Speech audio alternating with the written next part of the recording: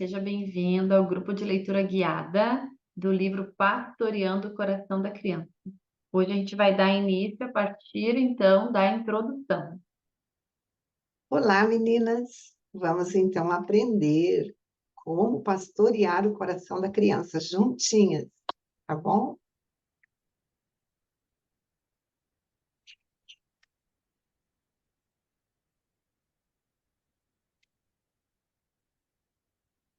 Jennifer estava deixando de fazer sua lição de casa.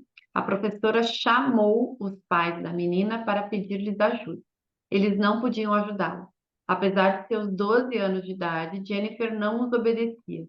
Ela não estava debaixo de suas autoridades. Seus pais esperavam que a escola fornecesse a orientação e a motivação que eles não estavam podendo oferecer à sua filha. Essa história é bastante comum. Na idade de 10 a 12 anos, muitos filhos já saíram de casa. Não estou me referindo aos trágicos casos dos garotos da Times Square, na cidade de Nova York, ou da Candelária, no Rio de Janeiro. Refiro-me a muitas crianças que, na idade de 10 a 12 anos, já deixaram efetivamente de considerar a mãe e o pai como uma autoridade ou um referencial para as suas vidas. Nossa cultura perdeu seus recursos no que diz respeito à criação de filhos. Somos como um navio sem leme e sem rumo. Não temos senso de direção nem a capacidade de orientar a nós mesmos. Como isso aconteceu? Vários problemas convergiram a essa encruzilhada em nossa época e cultura. Muitas pessoas têm filhos, mas não querem agir como pais. Nossa cultura os tem convencido de que precisam satisfazer sua sede pessoal por realização. Em uma cultura de autoabsorção, filhos são uma evidente desvantagem. Assim, os pais passam por um tempo mínimo com seus filhos. A noção de qualidade de tempo é mais atraente do que a antiga ideia de quantidade de tempo. Aqui, gente, eu quero trazer, né, em relação à qualidade de tempo e quantidade de tempo. Hoje a gente escuta muito sobre ter qualidade de tempo com a criança, com o adolescente, que essa qualidade seja de 15 minutos no dia, de 9 minutos, até de 5 minutos a gente escuta.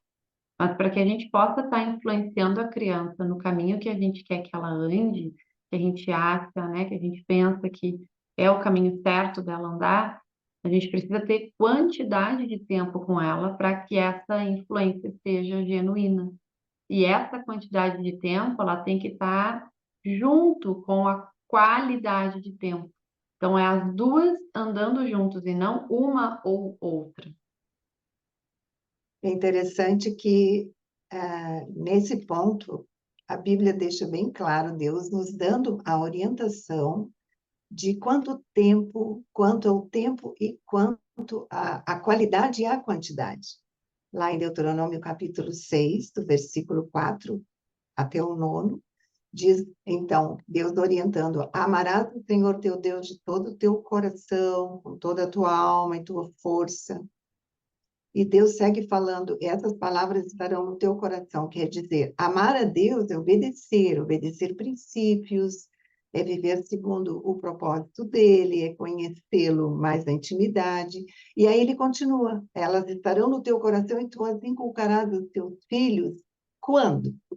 Deus nos dá a dica: ao acordar, ao sentar, ao caminhar, ao deitar. Então, em todo o dia, no dia inteiro, em cada situação, circunstâncias, em cada situaçãozinha da vidinha deles, acompanhando e estando com eles. Isso faz muita diferença, porque quando eles crescerem, vai acontecer o que está lá em Provérbios: ensina a criança no caminho que deve andar, e ainda quando envelhecer, não se desviará. Se seguirmos exatamente a qualidade e a quantidade como Deus nos orientou, teremos frutos doces e bênçãos de Deus sobre nós. É contigo, Sheilinha. Então, assim, pega o teu marca-texto, marca esse parágrafozinho aqui, teu caderninho, anota, ter quantidade de tempo e qualidade de tempo com as crianças, com os adolescentes, né, com o meu filho. Vamos continuar então aqui. Os pais de hoje são parte de uma geração que jogou fora a autoridade. Os protestos raciais e antiguerras dos anos 60 moldaram fortemente suas mentes. O movimento de protestos desafiou os corretos padrões morais e sociais e mudou a maneira de pensarmos sobre a autoridade e direitos individuais. Como resultado, não é mais culturalmente aceitável que o pai seja o chefe do lar. A mãe não atende obedientemente ao que o pai diz, nem mesmo finge atendê-lo.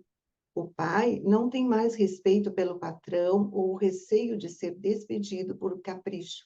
Os chefes de ontem usavam autoridade para atingir seus alvos. Os de hoje usam abonos e incentivos.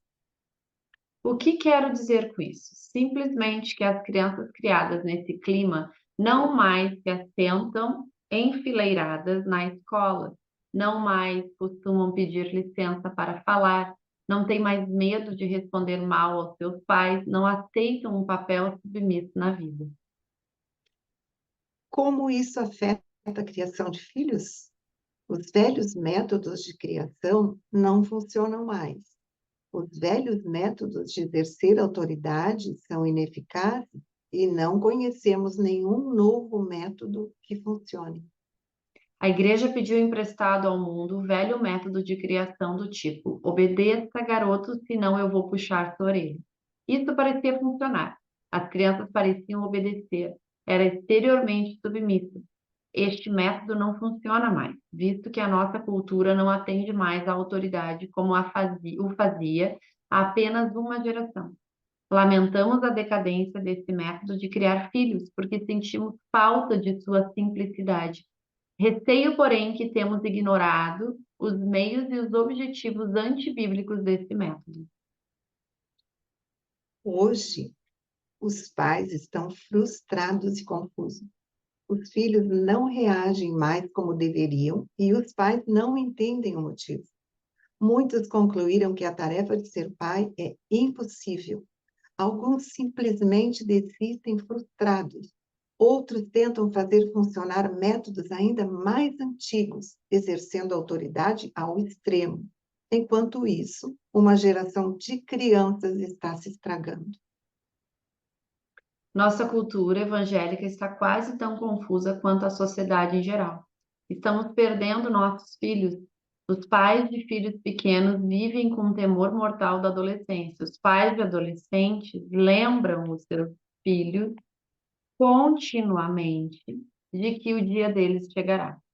Quando eu tinha 3 filhos adolescentes, as pessoas procuravam me consolar. Era de se esperar que os problemas crescessem junto com os filhos. O propósito deste livro é afirmar que a situação não é sem esperança. Você pode criar filhos com métodos santos, independentemente da época em qual vivemos. Não precisa e, de fato, não deve se esquivar por concluir que essa tarefa é impossível. A experiência pode lhe dizer que o fracasso é inevitável, porém, a experiência é um guia inseguro. E aqui eu quero trazer ali, né? Até marquei, gente, marca com teu marca-texto também.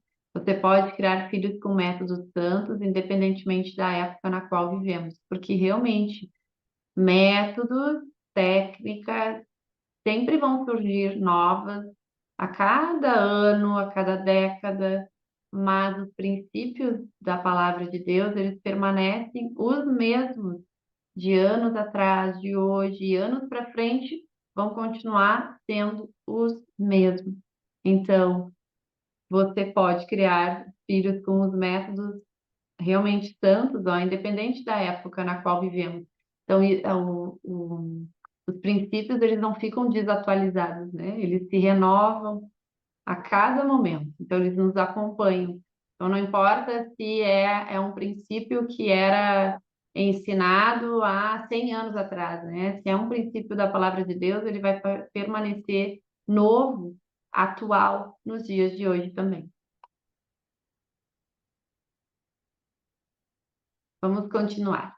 O único guia seguro é a Bíblia. Ela é a revelação de um Deus que tem conhecimento infinito e, portanto, pode oferecer-lhe verdade absoluta. Deus lhe deu uma revelação suficiente e completa. Ela apresenta um quadro exato e compreensível a respeito de filhos, pais, vida familiar, valores, treinamento, desenvolvimento, disciplina. Tudo o que você precisa para estar equipado, a fim de executar a tarefa de criar filhos. Os métodos de Deus não têm sido comprovados como inadequados. Simplesmente não estão sendo experimentados. A igreja espelha os problemas da nossa cultura, porque na geração passada não estávamos realizando biblicamente a tarefa de criar filhos. Estávamos aplicando apenas o que funcionava. Infelizmente, ainda estamos tentando fazer a mesma coisa, embora devido à mudança. Levanta um pouquinho, Sheilinha. Isso. A mudança em nossa cultura, isso não mais funcione. E Deixa é uma grande verdade. Foram se esquecendo dos princípios e, de uma maneira muito sutil, o mundo foi entrando. E fomos acreditando que daria certo, que seria certo, se não aplicarmos os princípios que Deus já deixou para que sejamos pais, segundo o coração dele, pais bem-sucedidos, mães bem-sucedidas, mães vitoriosas, mães que veem o fruto da criação de seus filhos baseados nos princípios, não nos métodos, como a Sheilinha já falou, não em novas práticas. Podemos ter, sim, ideias, sermos criativas usando os princípios e dará certo na nossa vida.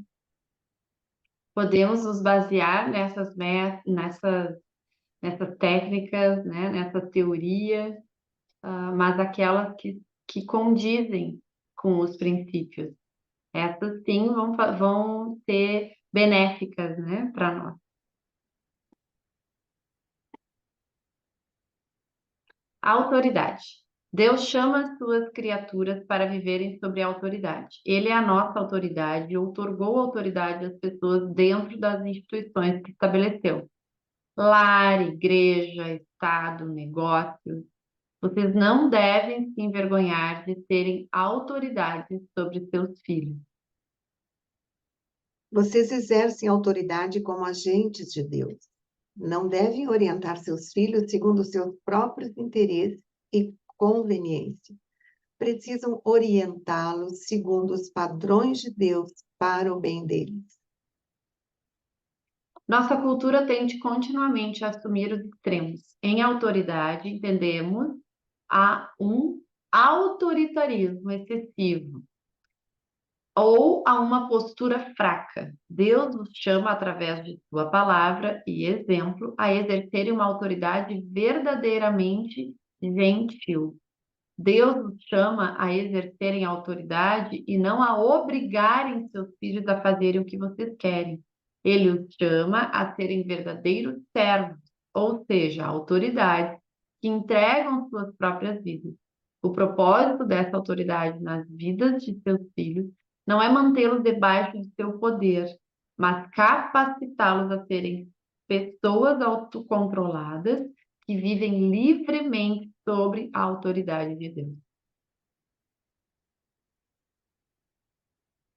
Jesus é o exemplo desse estilo de vida. Aquele que tem o comando, aquele que possui toda a autoridade, veio como um servo. Ele é o soberano que serve, também é o servo que governa. Ele exerce a autoridade soberana, que é gentil, a autoridade exercida em favor de seus súditos. Em João 13:3, mesmo sabendo que o Pai colocara todas as coisas sob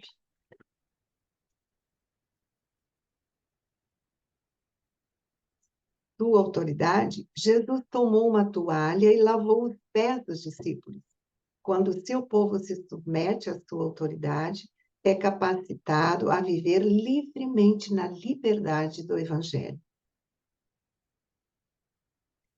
Como pais, vocês precisam exercer autoridade, precisam exigir, desculpa, a obediência de seus filhos, visto que eles são chamados por Deus a obedecerem e honrar vocês.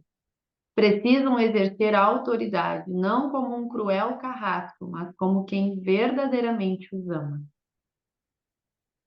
Os pais que são déspotas benevolentes não veem seus filhos apressados em abandonar a casa. Os filhos raramente deixam um lar onde suas necessidades são atendidas. Quem gostaria de deixar um relacionamento onde se sente amado e respeitado? Quem abandonaria pais que o conhecem e entendem? Que filho fugiria de alguém que o compreende, entende a Deus e seus métodos, entende o mundo e sua maneira de funcionar, alguém que está comprometido em ajudá-lo a ser bem-sucedido? Muito bem. E aqui eu quero te deixar uma pergunta. Tu sabe o que que é honrar? O que que significa, né, que os filhos têm que obedecer aos pais, né, e honrar também aos pais? Só uma perguntinha para tu refletir. Caso tu não saiba, a gente vai estar falando mais adiante sobre isso e também quero te convidar a participar do curso AMI, onde lá também tu vai estar encontrando muitas respostas para muitos dos assuntos que esse livro vai estar trazendo. Vamos continuar. Durante 25 anos de administração escolar, criação de filhos, trabalho pastoral e aconselhamento, observo que os filhos em geral não resistem à autoridade que é verdadeiramente gentil e altruísta. Pastoreando.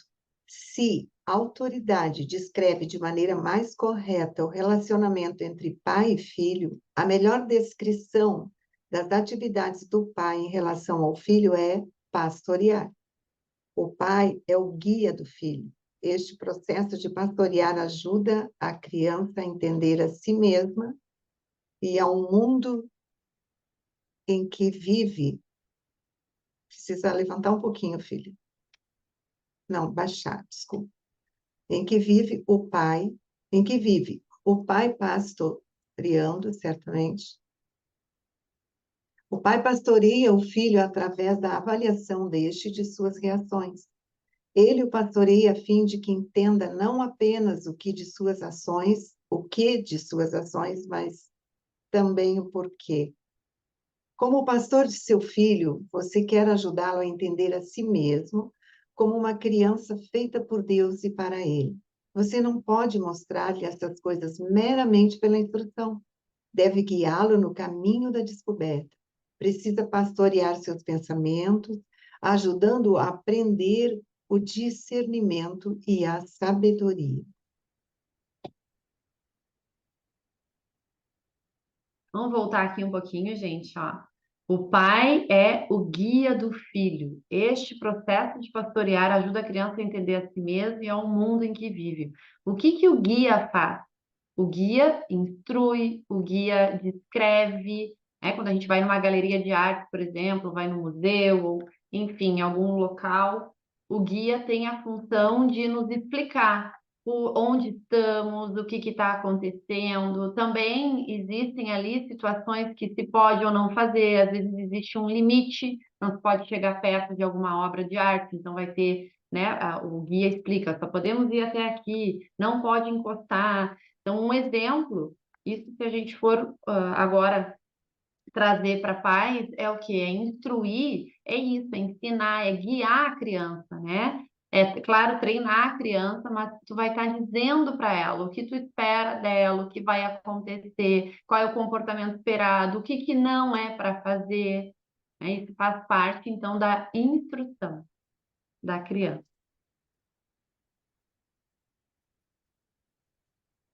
Vamos continuar aqui. Este processo de pastorear é uma rica interação com seu filho, mais rica do que simplesmente dizer-lhe o que fazer e pensar. Pastorear envolve investir sua vida em seu filho através de uma comunicação aberta e honesta, que expõem o significado e o propósito da vida. Sim, aqui, além de ser guia, então, né? Além de dizer o que fazer, tu vai também estar inculcando na criança o propósito da vida dela, que não é um propósito maior, né? Ajudando ela, então, a entender esse significado e o propósito de vida. Não é simplesmente direção, mas sim direção em que há auto-revelação e compartilhamento. Valores e vitalidade espiritual não são simplesmente ensinados, mas assimilados, são vividos, são exemplificados. A criança precisa ver em ti o viver dos princípios, né?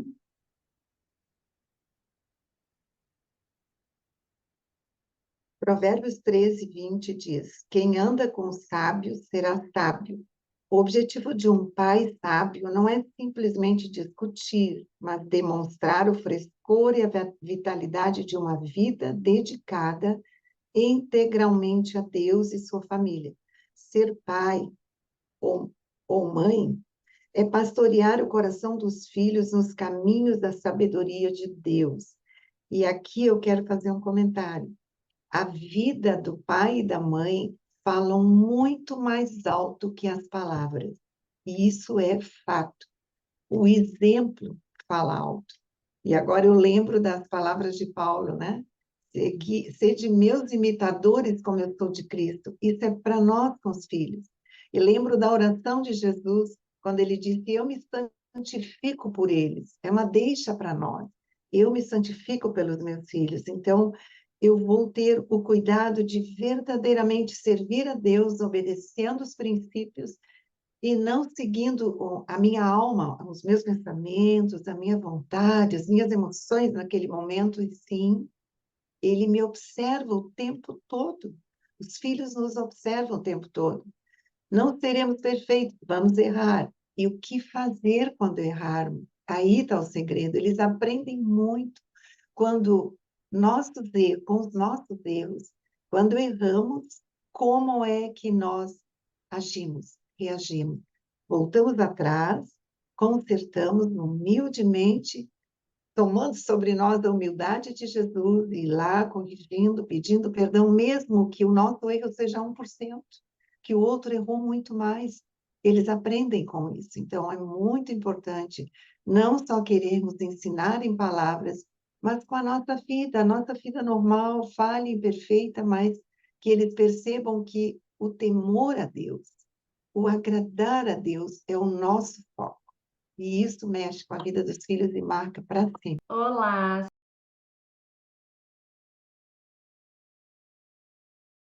A centralidade do Evangelho. As pessoas frequentemente perguntam se espero que meus filhos se tornem crentes. Costumo responder que o Evangelho é poderoso e atraente. Ele atende de modo singular às necessidades de toda a humanidade. Portanto, espero que a palavra de Deus seja o poder de Deus para a salvação de meus filhos. Essa expectativa fundamenta-se no poder do Evangelho e sua adequação às necessidades humanas, não na aplicação de uma fórmula correta capaz de produzir filhos crentes. Aqui, antes de continuar, eu queria voltar, né, e falar ali um pouquinho em relação ao ser exemplo, né? Realmente, não tem como a gente pedir para a criança ter um comportamento diferente do que vamos ter. Então, assim também, em relação a até assim, quando a gente fala, né? A gente tem que ir, por exemplo, na casa de alguém, aí como que tu espera o comportamento da criança? Aí às vezes a gente está focado bem na criança, né? Mas às vezes a nossa também vida, por exemplo, gostaria que a criança comesse mais salada, né? E vou dizer a importância da salada, ensinar sobre a salada, mas eu não como salada. Eu não sou o exemplo nisso, né? Então, só trazer um exemplo um pouquinho mais perto, assim. Eu não sou o exemplo disso que eu estou querendo guiar, que eu estou querendo ensinar, que eu estou querendo instruir. Então, eu preciso ter exemplo naquilo que eu quero que a criança, da forma que eu gostaria que a criança andasse, que a criança reagisse. Então, eu não quero que a criança seja uma criança agressiva no falar, mas como eu tenho sido na minha forma de falar eu tenho sido agressiva, então eu preciso primeiro olhar para mim, mudar os comportamentos, né, para que sim, daí eu possa conversar com a criança, ensinar ela e dizer para ela o comportamento que é esperado, mas eu preciso viver esse comportamento para que ela então consiga viver também, através do exemplo, através do que tu vai falar para ela, mas mais ela te vendo também, a tua ação, a tua reação.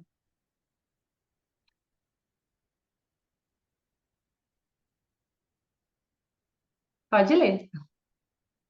O foco central na criação de filhos é o Evangelho. Você precisa direcionar não apenas o comportamento de seus filhos, mas as atitudes de seus corações. Precisa mostrar não apenas o que, mas também o porquê de seus pecados e fracassos. Seus filhos necessitam desesperadamente entender não apenas o que fizeram exteriormente de errado, mas também por que o fizeram, que é o aspecto interior. É necessário ajudá-los a perceberem que a palavra de Deus trabalha de dentro para fora. Portanto, na criação de seus filhos, o objetivo não pode ser simplesmente ver crianças bem comportadas. Seus filhos devem também compreender por que pecam e como experimentar uma mudança interior. Às vezes os pais dão aos filhos padrões abaixo dos padrões bíblicos, pensando que seus filhos, por não serem cristãos, não podem de coração obedecer a Deus. Por exemplo, a Bíblia diz para fazer o bem àqueles que nos maltratam. Mas quando os filhos são empurrados no pátio escolar, os pais os orientam a ignorar o ocorrido. Ou pior, alguns pais orientam seus filhos a revidar quando alguém bate neles. Este conselho antibíblico afasta as crianças da cruz. Não se precisa da graça de Deus para ignorar o opressor. Não se precisa da graça sobrenatural para lutar por nossos direitos, para fazer o bem ao opressor, orar por aqueles que nos maltratam e confiar a vida ao justo juiz. Requer que uma criança veja a si mesmo, mesmo face a face com a pobreza de seu próprio espírito e a sua necessidade do poder transformador do Evangelho. A lei de Deus não é fácil para o homem natural. Seu padrão é elevado e não pode ser alcançado a parte de Deus e da graça sobrenatural que vem dele. A lei de Deus nos ensina a respeito da nossa necessidade de graça. Quando você deixa de expor o padrão divino, rouba de seus filhos a misericórdia do Evangelho. Aqui, gente, então, ó, nessa situação, por exemplo, né? São às vezes situações que surgem realmente da criança ter algum probleminha com algum colega, então aqui entra a instrução, o que ele deve fazer. Jamais revidar, jamais fazer com o amiguinho aquilo que o amiguinho fez com ele, né, de errado, porque ele vai estar errando tanto quanto o amigo. Então, o que que ele deve fazer?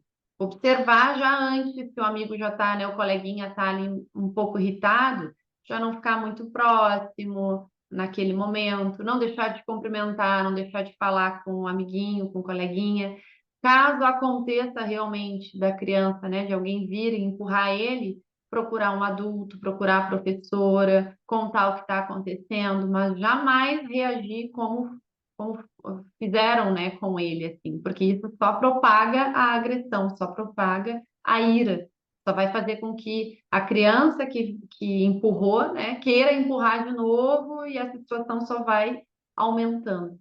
Então, a instrução seria: procura um adulto, sai de perto, né, não fique próximo e perdoe esse amiguinho, porque com certeza ele não estava num dia, alguma coisa, num dia bom, alguma coisa deve ter acontecido que fez com que ele fizesse isso, então ter esse lado de compreensão e perdão também, para que não fique uma pedrinha, uma areiazinha, um peso no coraçãozinho da criança, né, do teu filho, da tua filha. Internalizando o Evangelho. Em última análise, seus filhos devem internalizar a mensagem do Evangelho. Cada filho dentro de um lar cristão, em alguma ocasião, examinará as reivindicações do Evangelho e decidirá se abraçará a verdade contida nele.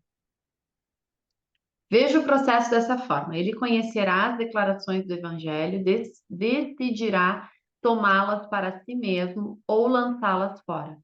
O pai e a mãe têm uma oportunidade maravilhosa de ajudar seu filho adolescente a buscar com honestidade todas as respostas às suas perguntas de fé.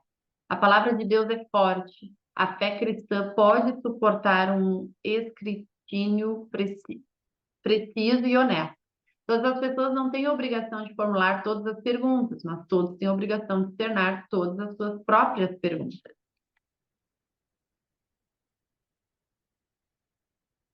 Mutualidade como povo sobre a autoridade de Deus. Recentemente tive uma conversa com meu filho.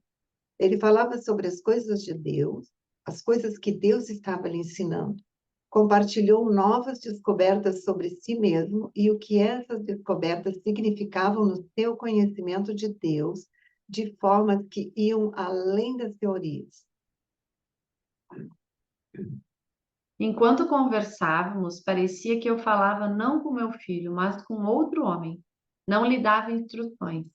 Compartilhávamos da boa experiência de conhecer a Deus. Gozei de um maravilhoso senso de mutualidade com este homem, que antes fora um garoto a quem instruí, disciplinei e por quem lutei em oração. Obrigada, Deus.